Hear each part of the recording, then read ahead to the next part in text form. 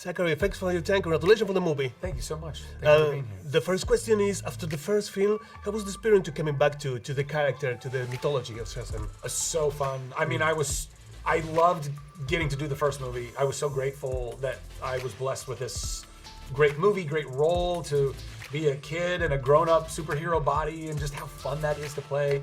And for the movie to do well enough for Warner Brothers to say, yeah, let's do a second film. And a lot of movies, even those that, do very well, sometimes they never get a sequel. And so I was very grateful that we got this opportunity. And I think, because we all already found a beat, a groove with the first movie, we all just kind of hit the ground running and all fell back together as the Shazamily and just had so much fun making this one. And I think all that translates on the screen. And how would you describe the evolution of the character after the first film? Well, I think that Billy, he's about 3 years older now. He was 14, now he's 17, about to turn 18. And from 14 to 17, as you know, growing up, that's a big change, you know?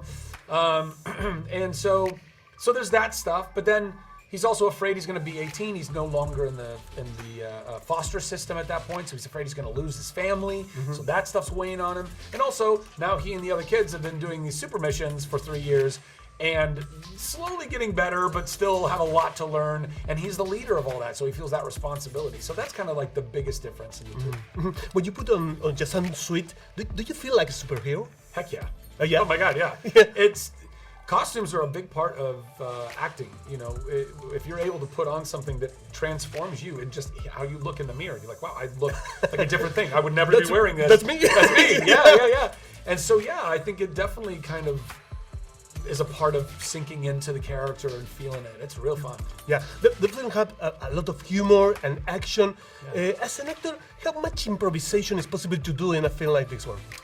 I mean, David let me improvise a lot. The nice thing is that Henry Gayden, who wrote the script and wrote the first one, he's a fantastic writer. He already wrote a great script. So I just, I would do a lot of what was there, and then every once in a while I might change a punchline or a joke or the approach to a line, but always getting the essence of what it was. But they gave me a lot of leash. They gave me room to go and explore the space and, be Shazam. What is the best thing about being part of a franchise like this one, a superhero franchise?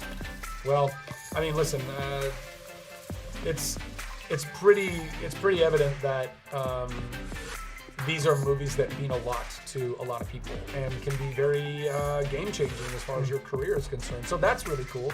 Being Shazam has definitely opened more doors for me as an actor. I'm really grateful for that. But ever since I was a little kid, I dreamt about being a superhero. I mean, that's why I think Shazam is so fun, because it's wish fulfillment. It's a kid who has a magic word that can become an adult superhero, but still is himself inside, and they can run around and do all the fun stuff. And every one of us at some point in our lives dreamed of being a superhero. Some of us never let go of that dream. I now get to do that. I'm living out my childhood dreams of being a superhero. So that, to me, from just a genre perspective, is so fun. We live a golden age of comics and superhero movies. The people love this kind of film.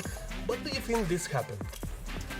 Well, I think that these are stories that everyone has always liked.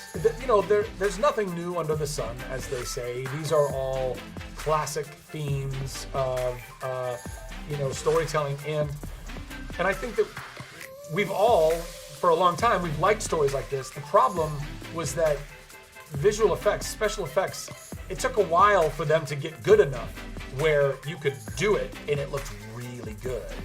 And once we got to that point, which was, I don't know, I guess 15-ish years ago, when things really started looking really good, well, now you could tell those stories and they didn't seem silly, or they didn't seem, schlocky. They seemed like, oh, this is a legitimate movie. And if you can strike it right and you get the adventure and the action and the heart and the humor and all the charm, and you can, have real accuracy with the comic books and stuff, you can really make a fantastic film. So I think that's what we're trying to do. You're very kind. Thank you so much. My pleasure. Actually, mucho gusto. Take care. Yeah, you too. You too.